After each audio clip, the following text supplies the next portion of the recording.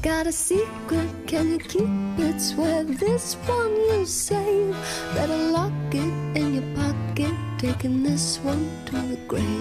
If I show you, then I know you won't tell what I said.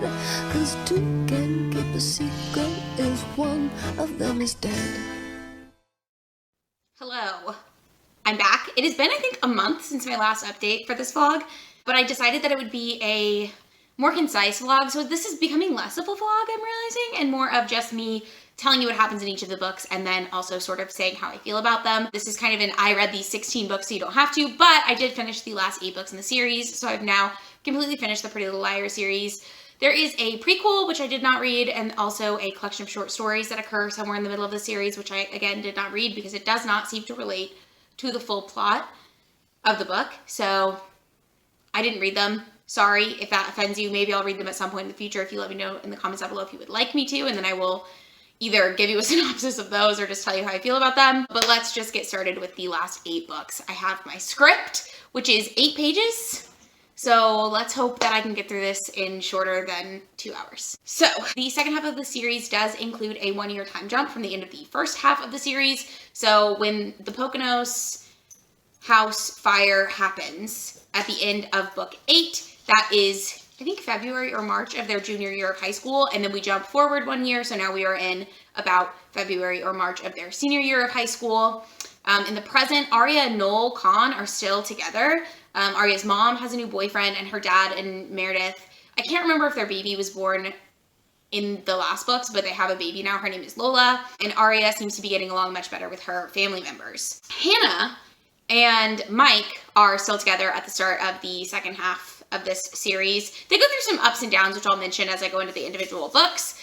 But Hannah's dad is actually running for office, so Hannah is really involved with her dad's campaign, and she and Kate, her stepsister, have reconciled their past and become really good friends. I think where we left off with Kate, she was really good friends with Riley Wolfe and Naomi Ziegler, but they are in a fight. At some point in the beginning of these books, the fight ends up not being that important. I thought it was going to be a big thing, but it ends up kind of not being related. It just sort of gives a reason for Hannah and Kate becoming more friendly with each other, as well as they're working on their dad's campaign together. Hannah also ends up moving in with her dad at some point. I think I mentioned that Hannah's mom came back at the end of the last book, so Hannah lives between her mom's house and her dad's house, which is fine. She's just reconnecting with her dad in a way that she really hasn't gotten to earlier in the series. Spencer and Andrew Campbell broke up right after the house fire. I almost forgot they were together, to be honest with you, because but when I was going back through the list of things that had happened, I realized that that was something. She and Melissa, her sister, are actually getting along much better because Alyssa was also implicated in the house fire. She was kidnapped by Allie in the Poconos, so they have sort of bonded over their like joint trauma and become really good friends. Also, Melissa is dating Officer Wilden, and they both live in Melissa's townhome in Philadelphia, which is interesting. It's different than the books, or the books are different than the show in that respect especially, but I honestly, I dig it. I like it. I like the direction that the books take Melissa's character much more than I like the direction that the show take Melissa's character. Spencer's parents got divorced in the last book. I don't know if that was ever finalized or what, but since in this last year, Spencer's mom has started dating and since gotten engaged to a man who's, I think his last name is like Penny Thistle. I don't know. It's kind of ridiculous, but he's a really wealthy land developer in northern Pennsylvania where the girls live. He has 2 children. So he has a son who is Spencer's age and then a daughter, Amelia, who is a couple years younger than Spencer and goes to a different prep school in the area. Spencer has kind of a crush on her stepbrother, but as they hang out, I don't remember which book this happens, which is why I'm mentioning it now, and it also doesn't really come back. But she has a crush on her stepbrother and tries to kiss him at one point, and he's like, whoa, I'm gay. And then later on, Spencer accidentally outs him to her dad, and he gets sent to military school, and then is never seen or heard from again. So that's another one of those things that I really like held onto in my mind as thinking was going to be important later that just never comes up. This kind of leads into book 9 a little bit because some of these things happen during the course of book 9, but we learned that Emily and her parents are back on good terms, but they weren't for a while because over the summer and the last fall semester of school, Emily didn't swim for her school swim team. And so her parents were really worried about how they're going to pay for college. And Emily is now back on the swim team, but she hasn't been given a scholarship. In the 9th book, Emily ends up becoming friends with this new neighbor girl who moves in, and they sort of bond right away. The new neighbor girl has a baby sister, and Emily babysits for the baby sister. Also, the new neighbor girl's dad apparently is like really connected with UNC's swim team. and he gets Emily a swimming scholarship, but also he like assaults her, and the friend walks in on him assaulting her and assumes that Emily is sleeping with the friend's dad to get a scholarship and then won't be her friend anymore. So that's like the whole drama that happens with Emily in this book. Emily just goes through it time and time again. She's always going through it. But that's what happens there. So she and the friend aren't really friends. But anyways, in book 9, A is back and the girls have more secrets, obviously.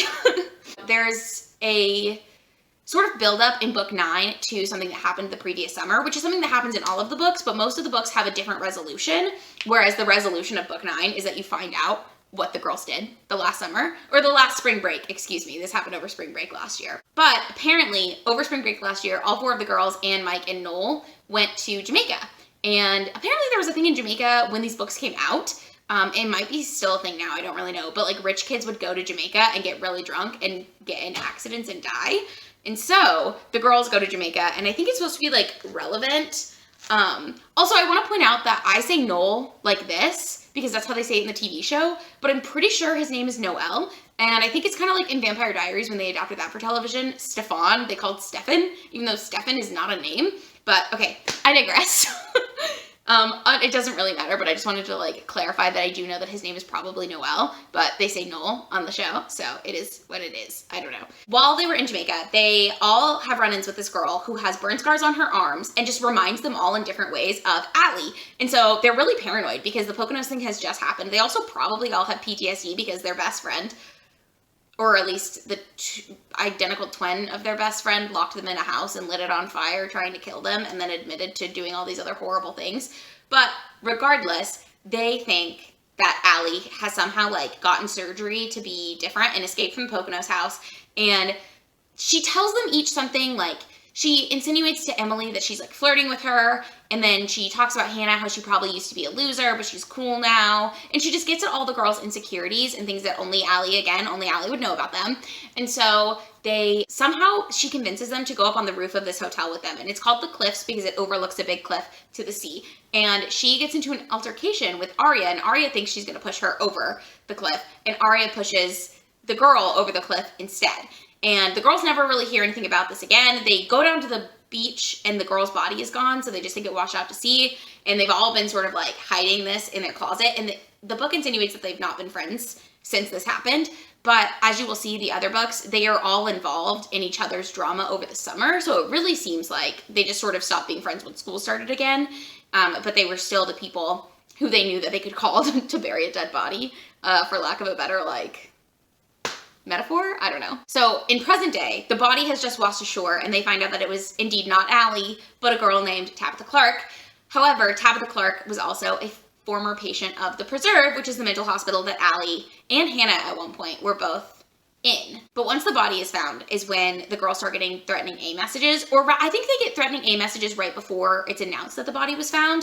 I can't remember which comes first, but I'm pretty sure they get their first message and then the body is found and the media talks about it. So I wonder if maybe the body was found and someone knew about it beforehand. I don't know. And at another point, they end up getting sent pictures of themselves with Tabitha. So I think Tabitha takes a selfie of her and Emily and that gets sent. And then there's another picture at another point of Aria pushing Tabitha off, like mid-push. There's a picture taken of her. I don't remember what book that comes out in, but that does come out. At this point, however, the police are not like looking at this as if it's a crime. They're investigating like drinking in Jamaica. So Tabitha's dad goes on the news and is talking about how they should get rid of teen drinking in Jamaica. I don't know. It's following that like public interest line of things, and they're not looking into it as a homicide. So each of the books after the 9th book starts to talk about things that happened to each of the girls over the summer. And each of the 4 girls over the summer had a big secret that happened to them that only the other girls know about, and also whoever A is. In book 10, we learn what Spencer did over the summer, which is drugs. So over the summer, Spencer did a summer program at the University of Pennsylvania, and she roomed with a girl named Kelsey there, and she and Kelsey got involved with this guy who was dealing Adderall, and it's called Easy A, but it's basically Adderall, like it's a study enhancer, and they both took the drugs. And then their contact who had the drugs disappeared, and so they go to another source to buy the drugs. They get caught buying the drugs and get arrested. However, the cops convince Spencer that the other girl, Kelsey, has told them that it was all Spencer and Kelsey didn't do anything. And so Spencer's like, that's not true. The cops leave the room. By the way, don't ever do this. They didn't take her phone for whatever reason, which is not how this would actually go down in real life. But also, she calls Hannah in the like detention room, or the room where she's being detained, and tells her to go plant drugs in this other girl's room so she can blame the other girl and say the other girl was dealing and she had nothing to do with it. So Hannah does this because Hannah's a good friend, even though like questionable, but you know, she's a good friend, whatever. If you actually did that in real life, by the way, the police have those rooms. First of all, there's cameras in them with sound. And second of all, they're usually standing there watching you because they want to see you sweat. So don't do that. Just call a lawyer and it'll be fine. You don't need to do that. But I digress.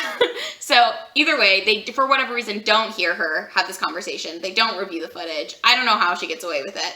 But Hannah does this thing and Kelsey gets arrested for being a drug dealer and Spencer gets off with a warning. Present day, Kelsey goes to the same school as Spencer's stepsister, and they're involved in orchestra together or band or something. So the girl, Kelsey, comes over to Spencer's house, and Spencer sees her and is like, oh shit, this is awkward. And Kelsey's acting really standoffish, and Spencer can't tell if Kelsey knows that Spencer ratted her out. So Spencer's paranoid about that the whole book, pretty much. Also, Emily meets Kelsey at a party, and they have like a flirtationship and start hanging out. Spencer convinces Emily that Kelsey is A, because Spencer just has it in her mind that everyone is A at some point. Spencer's the one who's jumping to conclusions like it's her job. Like, she's all over the place. Which is so interesting because I feel like she's one of the more rational ones in the film, or in the show. But in the books, Spencer is just wacko. She's not on it at all. So then, because they think that Kelsey is A, at one point, Kelsey and Emily are in the car together, and there's like this weird callback moment to when Mona was A, because they go out to Dead Man's Quarry, and Kelsey tries to like jump off to push someone else, to push Emily off the cliff, and Emily calls 911 and then realizes that Kelsey's gonna commit suicide because she's got some issue, and so they get her to not commit suicide or whatever. They rescue her from the suicide, and then she ends up in the preserve.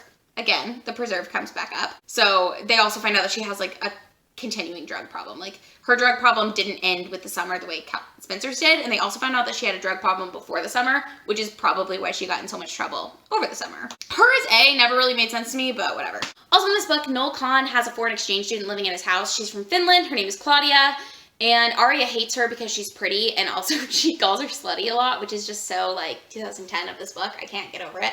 But anyways, Claudia is staying with the Kahns, and at one point, they go on a ski trip, and Aria goes with them, even though she hates skiing because she wants to keep an eye on Claudia and Noel because she doesn't trust Claudia. It's not that she doesn't trust Noel, but also Claudia starts sort of feeding her information. Like, you and Noel don't even have anything in common, which is true. Like, all this stuff about her and Noel. And Aria feels really insecure about it. So she goes to the skiing trip with the Kahns and ends up on a ski lift with Claudia because she asks Claudia to teach, or Noel asks Claudia to teach her how to ski. And Claudia's been using this fake accent, like she can't speak English properly, but she has like a perfectly fine accent and can speak English great. And so she addresses Aria in her like perfectly unaccented English and is like, I'm gonna sleep with your boyfriend. You've got to get out of my way. And Aria's like, what are you talking about? And then she tries to push Aria off the ski lift. But as we know from the Tabitha Clark situation, Aria's not afraid to push a bitch. So Aria pushes Claudia off the ski lift, and Claudia breaks her ankle, and then Aria tells Noel what happened, and he doesn't believe her. So they break up. They get back together like pretty much immediately. It might be sometime in the next book, I don't know, but it does come up later, so I wanted to address it. The next secret we uncover is Emily's. So in book 11, we find out that Emily spent the summer in Philly living with her sister because she was pregnant with Isaac, that guy that she slept with one time. So she works at a pirate-themed restaurant, and she has this confidant who works with her, but he also works for a rich lady. He's like her gardener or something. And he introduces Emily to this rich lady, and the rich lady offers to buy Emily's baby. You know, like a crime. And so Emily originally agrees to it and then feels really weird about it, and she feels like the rich lady's kind of crazy. So she decides instead to get her friends to sneak her out of the hospital immediately after having a C-section and go drop off a baby like Harry Potter style on someone's doorstep. That's what they do. I think that's illegal, but I don't really know. And I guess later in the book we discover that the family is taking care of the baby, and so it's fine, but also like kind of weird and very sketch. But Emily has already accepted money from this rich lady for the baby, and so she has one of the girls go return the money to a mailbox. I don't think she does it, or maybe she does, and then she just drives away really quick. I don't really know. But the money has been returned. She feels like no harm, no foul. But then this rich lady starts showing up everywhere. She moves to Rosewood, which is where the girls live, obviously. And she becomes a really big donor for Hannah's dad's senatorial campaign. She also, Spencer gets accepted to Princeton at some point and goes to this like dinner with a group of, it's called an eating club. I don't really know. It sounds like rich people stuff. I'm not really sure what that is, but regardless, she goes to basically like rush week for this eating club, and she finds out that they're doing a potluck, and for some reason Spencer equates potluck to like you need to bring something with weed in it. So she makes pot brownies with this guy that she met there, and someone laces the brownies with LSD, which they assume is A, and then calls the cops and gets the girl who was inviting Spencer to this eating club arrested. And so Spencer's obviously ousted from the eating club, but we find out that the rich lady was in Princeton at the time that this happened. So all signs point to that lady being A, which again, I didn't believe for a second, but at some point, Emily's threatening messages start becoming about the baby she gave away.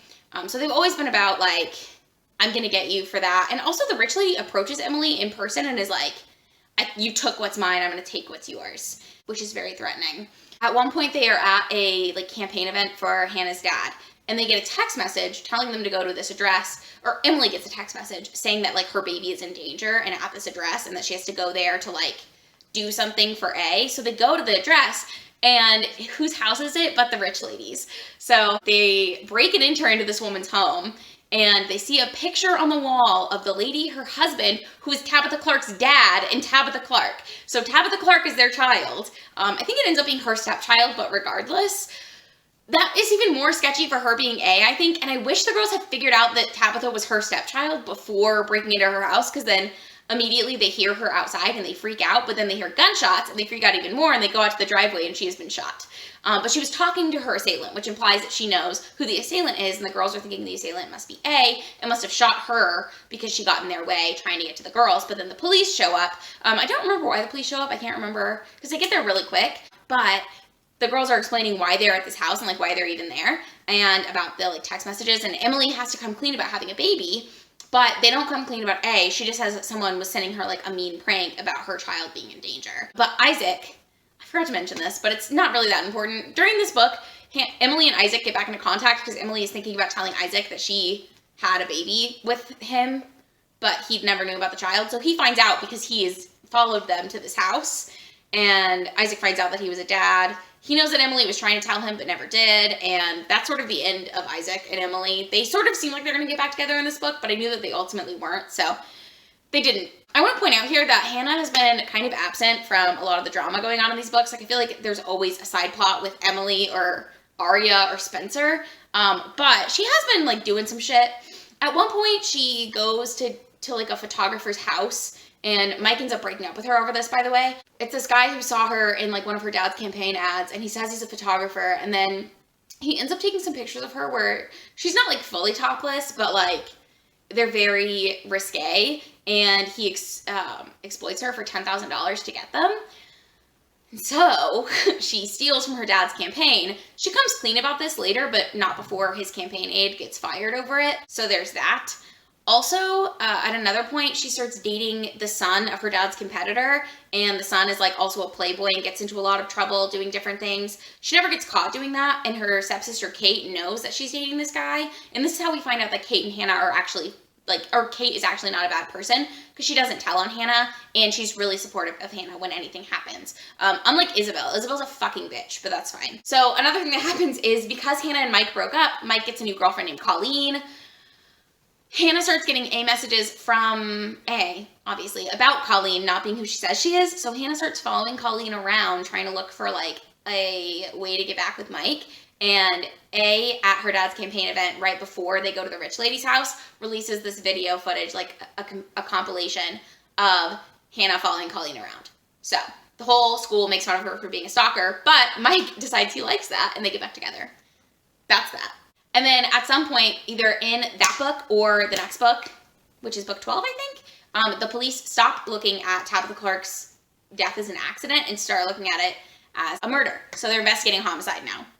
Okay, great. The next book is Hannah's book, and it's also the one that wasn't foreshadowed at all. So I don't think I mentioned this, but all of the other ones, like Emily's pregnancy is foreshadowed in the book where they talk about Tabitha Clark. Spencer's drug problem, I don't know if it's really foreshadowed, actually, so that one might not have been foreshadowed either. But Aria's thing is heavily foreshadowed. Anytime we're in Aria's perspective, she's talking about something that happened last summer when she and Noel and Hannah and Mike went to Iceland, okay? So we know that something's going to go on there. But Hannah's book isn't foreshadowed at all, is that over the summer, Hannah got drunk at a bar in Philadelphia. No, she didn't even get drunk. Hannah went to a bar in Philadelphia, had one drink, and met a girl named Madison who was drunk. And Hannah drove Madison home, but while she was driving her home, she wrecked the car and called the girls, and they got Madison out of the passenger seat, put her in the front of the seat, and left the seat of the crime. So, very illegal, very bad, but she knows that a car was like racing towards them and ran her off the road. And it was a black Acura SUV, which may or may not be important later. At one point when they're moving the body, by the way, they drop the body, and they don't know if the girl survived it, they don't know if she's paralyzed, they don't know what happened to her because they don't know what the girl's last name is, and they have no way to contact her, and she was obviously like older than them, so they just have no way of knowing. So that's something that's really haunted Hannah.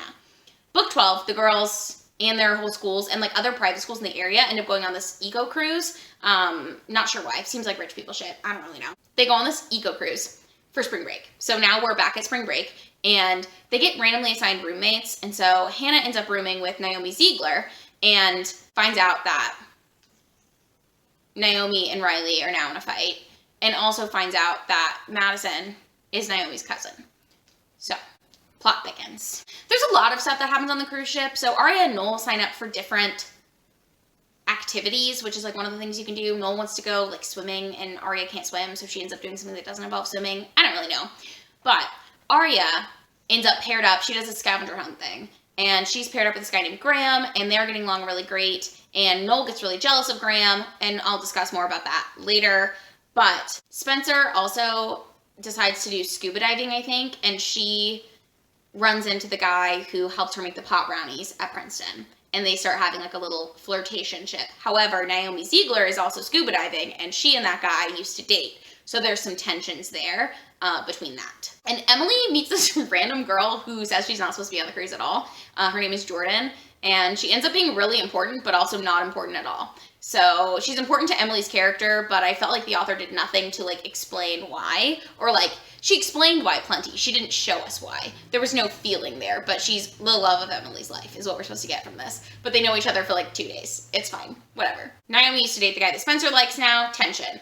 Naomi also is Madison's cousin, the girl who Hannah might have killed. She's not dead, but she was like, I think, dismissed from school or on academic probation for drinking or something. I don't really know. And so Hannah thinks that Naomi might be I can't remember why. I think it's because Spencer tells her how she's acting towards her because of the guy that they both like. Spencer, again, is always accusing people. She's out here accusing people left and right. She says, it's you, it's you, it's you. But she convinces Hannah that she needs to go on Naomi's computer and read her emails. Hannah goes on Naomi's computer and reads her emails and finds these emails between Naomi and Madison, basically saying, like, we know someone else did it. We got to find who did it. Not realizing that they were talking about the car that ran her off the road instead of Hannah driving, because Madison doesn't remember that someone else was driving the car. Regardless, Hannah gets caught by Naomi, explains the whole situation to her, but that's much later. Okay, I'm getting ahead of myself. Then, the next thing that happens is the FBI show up on this cruise ship looking for Jordan, Emily's girlfriend, because she's this, like, thief. Like, she's stolen, like, airplanes and, like, limousines and all this shit. And they call her the preppy thief because she's from a rich family. So, very weird, but she jumps ship and Emily thinks she might have died and again is horrified. Also on the cruise, Noel gives Aria a necklace that he found and she starts wearing it around Graham, and it's a little locket. And Graham freaks out at her when she's wearing it. Graham is her partner for the scavenger hunt. And she runs away from him because he's like being really scary. And she thinks, oh my God, maybe Graham is And then she sees the necklace and it like falls off and opens. And inside the locket is a picture of Tabitha. So now we know that this locket belonged to Tabitha. She thought that there was an I or a J on the cover, but it was a T. This is like the second or third time that they've done this whole like initial might be something else, but it's actually this person. I thought it was really obvious that it was Tabitha's necklace the whole time, but no one else did, so I guess it's fine. So Graham chases Aria when she's running away from him, and he chases her down to the bottom of the ship to the boiler room and is yelling something at her through a door. She locks herself into a room. And so he's knocking on the door and yelling at her, something, something following you, something, something, something. about that, and then a bomb goes off. And so everyone evacuates the boat on different life ships. Aria contacts her friends and is like, hey, my necklace belonged to Tabitha. And they're like, well, we have to get rid of it because they're investigating Tabitha's murder. And if we have her necklace, we're definitely guilty of her murder because they all remember seeing her wearing it. So they get in a lifeboat, go the opposite direction. They won't let Naomi Ziegler on the lifeboat because they think Naomi Ziegler is A. They throw the locket into the water, but it's not enough to throw it. They have to like get out of the lifeboat, swim a ways, and then drop it somewhere.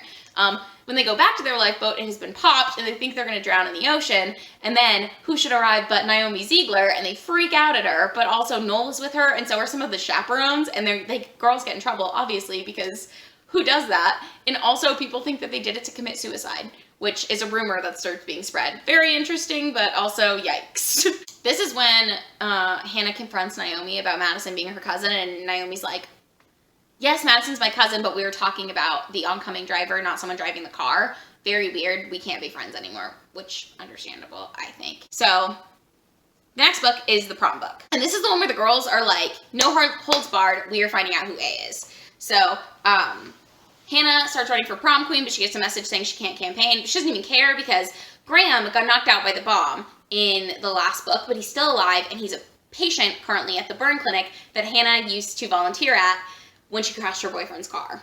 So Hannah starts volunteering at the burn clinic again, but for whatever reason she lies about it to Mike. I think she's trying to protect him from the A stuff, but it kind of seems like she could just be like, I need volunteer hours, so this is what I'm doing. But Mike finds out that she's there anyways and assumes that she's cheating on him with Sean Ackard, who is actually dating her stepsister and she has no interest in. So at the same time, Emily is trying to figure out as much as she can about Allie from the preserve. So she gets Iris, who was Hannah's roommate at one point, but also was Allie's former roommate when she was at the preserve. She gets Iris out of the preserve for a week by claiming a family emergency. She does all this stuff for Iris. She helps her find this ex-boyfriend guy that she used to talk to named Tripp, and she finally gets out of Iris that Allie was dating a boy. And so this is when the girls are like, I wonder if A has a partner. And they think A might actually be Allie at this point. But they're trying to figure out who A's partner might be, and they end up going to a model home that Spencer's stepdad owns, and like a development that he did. So they go to this model home place, and they are trying to figure out who is like who is A's helper, basically. Because now, I think what happens actually at some point Emily tells everyone that she left the door open in the Poconos, and she thinks Allie got out. Because before this, the girls have been like, it's not Allie, it's not Allie, it's not Allie, it's not Allie, it's not Allie. But now they think like, it's definitely got to be Allie, right? They've figured out that it's definitely Allie, but she has a helper. And they write down all the people who could possibly be Allie's helper. And they come to the conclusion that it might be Noel, because Noel is with the girls during all of the stuff that's going on. Aria's pissed that the girls think it's Noel, by the way, but as she starts learning more about it, she realizes that it kind of makes sense, and she starts to second guess everything that's ever happened in her relationship with Noel, because the way they met was at this like seance that Aria went to clear her head about stuff that happened with Allie, and Noel claimed he was there because his older brother died, but we don't know. Also, the guy that Spencer was like flirting with on the cruise, they were like dating at the beginning of this book, but then he gets an internship in South America, so he's no longer a player at all, which is weird, but fine. But in this book, we also find out what happened in Iceland. So I'm just going to cover that really quick, but it's stupid, kind of. But essentially, the last summer, Aria, Noel, Hannah, and Mike went to Iceland, and Aria talks about how it was really awkward because Hannah and her weren't really friends. Hannah, Noel, and Mike didn't really like Iceland that much, and Aria loves Iceland because she used to live there, and she's like obsessed with it. Even though Mike used to live there too, I think he just never liked it as much as Aria did. So Aria has like a miserable time on this vacation, and one night, I think it's like one of the last nights they're there, she meets this guy, Olaf, in a bar, and all of her friends go home, and she cheats on Noel with Olaf, and then Olaf convinces her she should steal this like original Van Gogh painting hanging in a house in Iceland, and Aria does it for whatever reason. I don't really know. She doesn't even steal it. She breaks into the house and then leaves because the like alarm is triggered, but Olaf steals the painting, and in this book, Aria gets a message telling her to check her closet, and the painting is in her closet. So she's got the stolen Van Gogh painting. Then Noel nominates her to be the like prom decorating chair, and the theme is Starry Night. Also, it appears that Olaf has been murdered in his home a few months back, and now they're looking for this big famous artwork, and someone has tipped them off that it's in North America. That's where we're at. Another thing that happens in this book is the girls start getting contacted by the FBI, specifically this one FBI agent, because they stayed at the same hotel as Tabitha. And so they're freaked out because they think that they killed Tabitha. But at some point it comes to light that Tabitha didn't die from a fall. She was beaten to death. And so they know that they didn't actually kill her. Great. The Noel theory, which I think was like solid, and I kind of wish that it had been right. But I understand why it wasn't, but I liked it a lot. Basically, all the evidence for the Noel theory is that Noel was around during every single thing, with the exception of Emily's pregnancy. I can't remember if he was involved in that, but I don't think he was. So Noel was in Jamaica when Tabitha died. He was in Iceland when the Olaf thing happened. He also was on the cruise, obviously. All of the people were on the cruise. And then Iris goes to prom with Emily during this one and sees a picture of Noel because he was nominated for prom king and says that that was Alison's boyfriend. So now we know that Noel and Alison actually communicated pre-whatever. There's also a mention from Iris talking about this specific park in Delaware that Allie wanted to go to when she got out. And Aria hears about this and knows that Noel's family goes there fishing every summer or something. So another clue that leads to Noel. Aria ends up confronting Noel at prom, thinking that he's helping Allie out, and he admits that he and Allie visited each other and that he knew about the switch, like, years before anyone else did, and he knew that Allie was out of the preserve, and, like, he knows all this stuff, and he seems really guilty, and the other girls go to rescue Aria because she gets, like, freaked out being alone with Noel, and they all run away from him and go home, and then they find out that the Van Gogh in Aria's closet is in fact a fake. The other big thing is Aria sees emails from Noel and Agent Fuji, and Agent Fuji is talking about, like, sorry about your friend, and they think that this is talking about Allie, and also they think that Noel is talking to Agent Fuji about the girls being responsible for Tabitha's death. And it turns out Noel did know Tabitha, but he didn't know her well. He just knew her from visiting the preserve and seeing Allie there. So, very sketchy, but also we find out almost immediately that A's helper is not Noel, which, again, I was kind of disappointed in because it would have been such a cool, like, twist, but I don't know. And also it makes sense because at some point they even mentioned that Noel drives a black SUV Acura, which is the car that was involved in the accident with Hannah. So, like, there's all sorts of crazy shit happening here, but it's not him. So, it seems like it was almost set up to be him, but it's not him. Book 14 picks up with the girls getting a text from A to check a storage shed, so now they're fed up and they call the cops about it because they're like, I don't want to deal with this anymore. We know that we didn't kill Tabitha, so, like, do your worst. And also, Hannah has already come clean to her dad and to the girl that she, like, drove the car in. Like, all the girls have come clean about all the stuff that they've done now. So there's no longer any secrets barring them from telling the cops about A. So they're like, we're going to tell the cops about A. And they do. They go to the shed with the police. The police enter the shed and they find Noel Kahn tied up and beat up. And so they know now that Noel is not helper A, but they also know, again, that there is a helper because it was a two-person job. The police, like, confirm this through forensics. I don't really know how.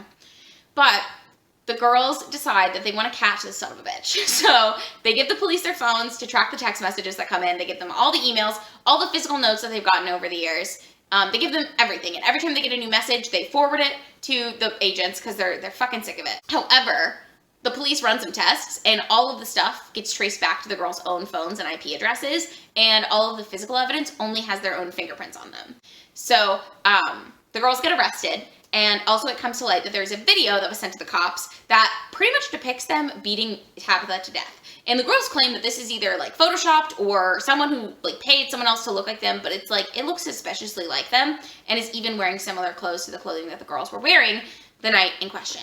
So they get arrested for murder, basically. And they've already got the picture. They've already admitted to pushing Tabitha off the roof, by the way, because they've sent the picture of Aria pushing Tabitha off the roof to the police. They end up getting released on bail, which, like, realistically probably wouldn't happen because they have video footage of the girls committing this crime. But I don't know. I digress. And they are going to be extradited to Jamaica. That's part of this thing, because this crime took place in Jamaica. They're going to be extradited to Jamaica for the trial. And obviously they don't want that to happen, but they only have one attorney, even though that really wouldn't happen either, so regardless.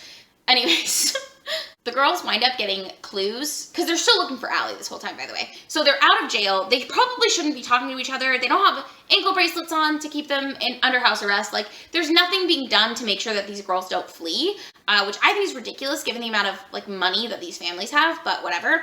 And the girls start getting clues that lead them to maybe an A-lair near Hannah's dad's senatorial campaign building.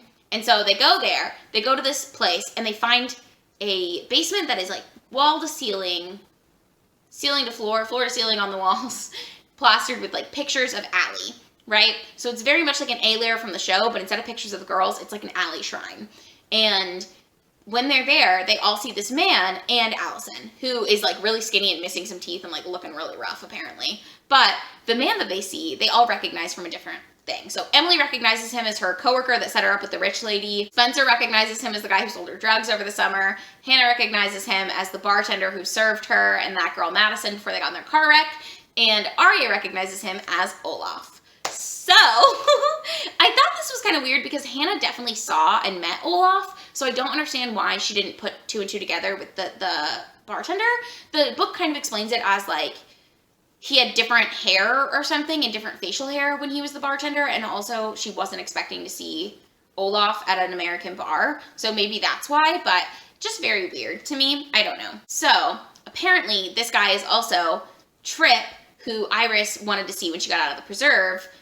He used to be a patient, and he has been Allie's boyfriend and outside world contact all this time and been helping her since the Poconos. They set up the Poconos together. This is all revealed, and then they pull out gas masks and gas the girls to try to kill them.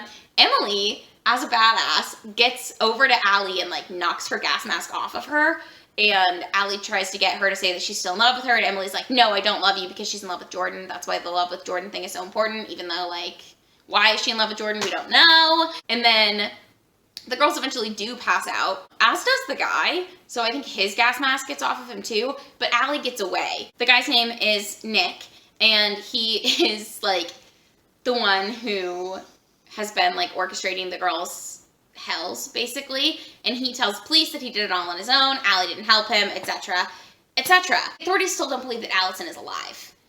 The girls try to say that they saw her, and the authorities are like, no, no, no, you just hallucinated it, whatever. But by book 15, the girls are obsessively trying to find Allie, right? It's like a month or so later, the girls have graduated from high school, they're trying to find Allie. That's all they're trying to do. There's this internet group that has started called the Alley Cats, and the Alley Cats hate the girls, which, great, perfect. We're moving right along. Spencer is running an anti-bullying campaign now, or an anti-bullying blog, excuse me, and she starts getting harassing messages from this guy who is an alley cat, but also really nice messages from another guy, and I'm sure we can all see where this is going. They're the same guy. We don't find that out till the end of this book, but I pretty much figured it out right away.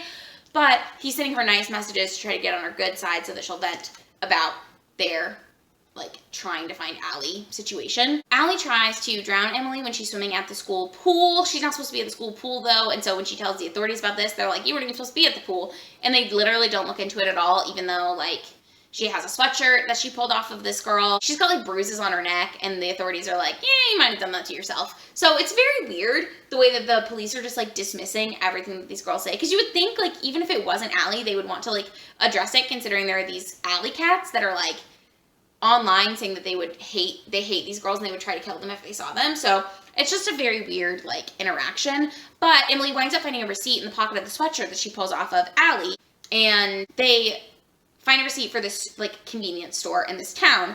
And then the girls realize that the house that they were being kept at before is a property owned by Nick's family, and that Nick's family owns a lot of properties in the area. So they look up a bunch of properties and find a property in the same town as the receipt is from. So they go to that property, find that it has a back house or a pool house or something, and they figure out that that's probably where Allie is, and they put cameras up. Emily goes to visit Jordan in prison because Jordan gets arrested at one point. I don't remember when that happens, but Jordan gets arrested and she's in jail in New York State, which again, fine.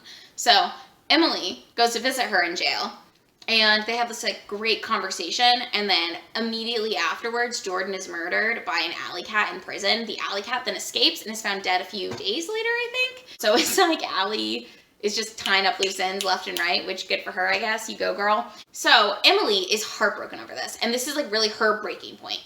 So she goes back to the house where they think Allie is, because she's gonna find her, and she ends up tearing the house, like, she tears it up. And they say that she like tries to put things back together. I don't know how well she did at that, but apparently she tries to put things back together. But she's also screaming, like, if I find you, I'm gonna kill you. I hate you so much. And that's all on video. So later, there's this like country club in Rosewood that decides to throw a gala for the girls for having gone through this basically the same torture twice. They all go to this bullying event and bring different dates. I should mention, Aria and Noel never really got back together after prom. So Aria also during this has sold a painting for $100,000 to this like really famous art dealer guy. It turns out that the art dealer guy didn't actually buy it. Allie probably did because it was a painting of Allie, but regardless, they paid, whoever bought it paid real money for it, and Aria is like now a world-renowned artist, I guess. I don't know. So Aria is starting to sort of talk to / date this guy who works at a blog for like indie artists. So she brings him as a date. Noel brings a different girl who goes to a different school as a date. They end up like hooking up on this night, but that's not really that important. Spencer brings the guy who's been sending her nice messages, who is also an alley cat and sending her mean messages, as her date. And this is when he like outs himself as an alley cat.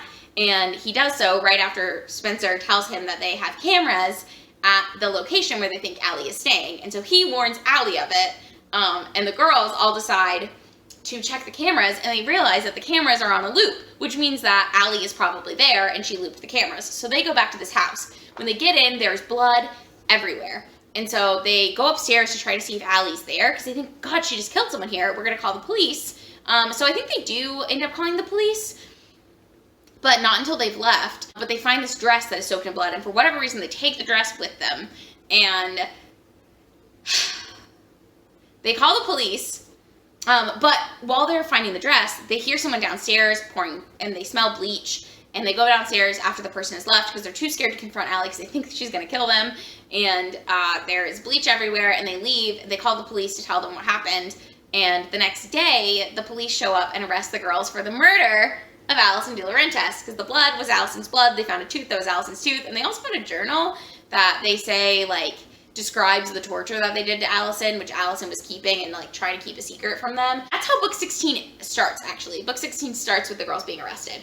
And so this is the last book. You know it's got to be good. Yet again, they get out on bail, which is so interesting to me. And they don't have any of their like documents taken away. Like they're not on house arrest with like an ankle bracelet. They're just like released to their parents, which is bizarre, but it doesn't matter. So they have one attorney, which would not happen. You cannot, I don't know if this is a capital crime, because in capital crimes, it's like you can't have one attorney for multiple defendants. You have to have a separate attorney for each defendant because an attorney has to be able to do what's best for their client. What's best for your client is not necessarily what's best for other people's clients. So you can't like zealously advocate for your client if your client is 3 different people in a criminal matter, if that makes sense. So that's completely inaccurate, but it's fine. I just wanted to mention it. But I don't understand how they wouldn't release them. Also, there's no body for Alison, so the girls know that Alison has just faked her own death and run away, leaving them like caught up with the crime. So they're pissed. And they decide, again, they're going to try to find Alison.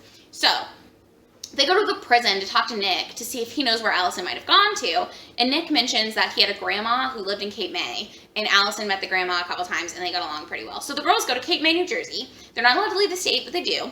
They go to Cape May, and they go to the grandma's address, and there's no one there. So they end up spending the whole day in Cape May and spend the night at a motel. And I don't know why they stayed there the whole day, but they did. So they, in the middle of the night, Emily writes a suicide note and goes and walks into the ocean during hurricane weather. So the girls wake up to Emily gone and this note that's like, basically, I can't do this anymore. I don't want to do this anymore, or something like that. And they see Emily in the water and they swim after her. Spencer tries to, but she's not as strong of a swimmer. She almost drowns. The girls get taken back to Rosewood, and after looking for a long time, they find out that they can't find a body, but they presume that she is dead. So the girls go to Emily's funeral. After the funeral, they are supposed to get ankle bracelets put on to track them to their parents' house. I don't know why this would not have happened immediately. They also have to give up all their documents, like passport, license, etc. You can't have any forms of ID because you could get away that way. And they don't want you to be able to get away, I guess. I I don't know if you have to give up your driver's license usually, or like all of your identification forms, but I know you have to give up your passport. So you can't leave the country and go to a country that won't extradite you. Aria runs away before this happens and somehow manages to get on an international flight to Paris and goes to Amsterdam, right? And Noel meets her at Amsterdam because she mentioned one time that they wanted to go to Amsterdam together. I don't know. So that's what they're doing. They're on the lam. I don't know why they would not go to a country that would not extradite. That's what I would do. I mean, I wouldn't probably, actually, because I don't have any money. But if I had the money that Aria has, that's what I would have done. They didn't freeze her accounts. She was able to get her money out. Like, it just doesn't make any sense to me. But, like, the police, the sloppy way that this was handled. So, Aria gets away. And then it's just two. So Spencer and Hannah get in a fight at the funeral. And so they're not speaking, and they're on trial this week. Great. Hey, baby. Also, Hannah and Mike decide to get married, which is bizarre because Mike is, like, 16 or 17. And Hannah's, I think, they mentioned that both of them are under 18, but Hannah's at least graduated high school. Mike is still in high school. So very strange behavior by their parents for like signing paperwork letting them get married. I don't know, but they get married and they've just gotten back together too. So like, it's very weird, but regardless, they start planning a wedding. And Spencer meets with this woman who wrote a memoir about being in prison to see what she can expect to see what she can expect prison to be like. And the woman tells her that she went to prison for fraud because she was helping people get out of prison sentences by basically being a, like, individual person giving them new documents and stuff. So Spencer thinks that she's going to get new documents from this lady. That's her plan. But then she finds out that Melissa and Darren Wilden are going to have a baby and they're engaged. And Melissa asks Spencer to be the godmother for this baby. So Spencer doesn't want to leave anymore. She doesn't want to abandon her family, so she reneges on that offer. Noel Kahn decides he doesn't like being on the lam with Aria and he wants them to go sightseeing. And so they leave the hotel for like half an hour and Noel wants to go to like a crowded place and Aria gets arrested and so does Noel for harboring a fugitive. And so they get dragged back to Rosewood just in time for closing arguments. The girls get found guilty of this murder and they all go to prison. And then my favorite thing from the whole book happens, which is that a couple days after they've been in prison, they get taken to the courthouse. Their attorney comes and gets them and is like, hey, we gotta go back to court. And so they do, and he won't tell them what it is, but they get to the courthouse and there's Emily, and she has gone and dragged Alison's ass out of Florida, where Emily faked her own death because Allie did it, and then hitchhiked her way to Florida because she found a letter that was addressed from the Days, and she knows that the De Laurentiis family used to have the last name Day De Laurentiis, but they changed it when they moved to Rosewood. And so she figures that is where Allie's family is. Sure enough, she shows up and there's Allie's fucking mom in a garden. And she confronts her and is like, hey, I know Allie's here. I've already called the police. And Allie is trying to like get away, but her mom didn't get her the right documents. So she gets caught by the cops. And that's that on that. Hell yeah. You know, I just love to see it. So then the books end really with like a 6 months in the future thing.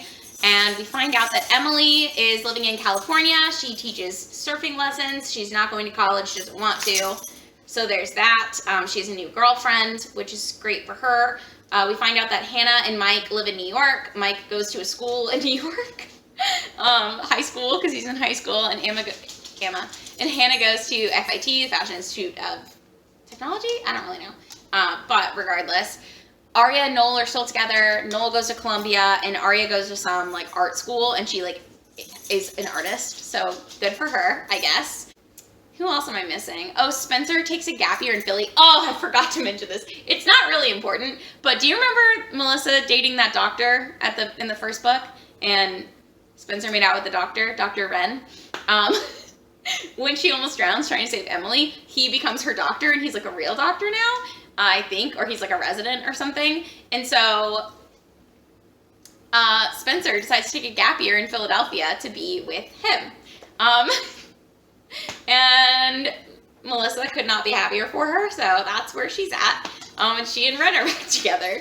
Very weird conclusion, but that's that. That's that on that.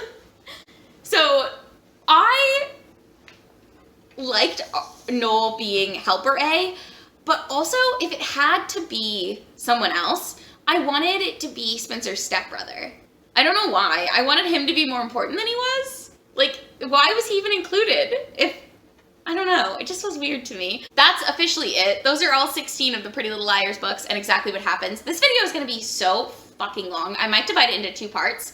I probably will divide it into 2 parts because it's going to be too long. My final thoughts on this series are that it was really fun. Like, I had a good time. And honestly, I loved the show so much that, like, reading the books, even though it was completely different after book 1, basically, well, after the first iteration of Mona, it's sort of similar up until that point.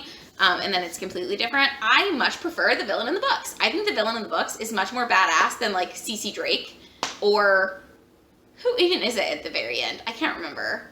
Oh, Spencer's like a weird twin sister, like an evil twin.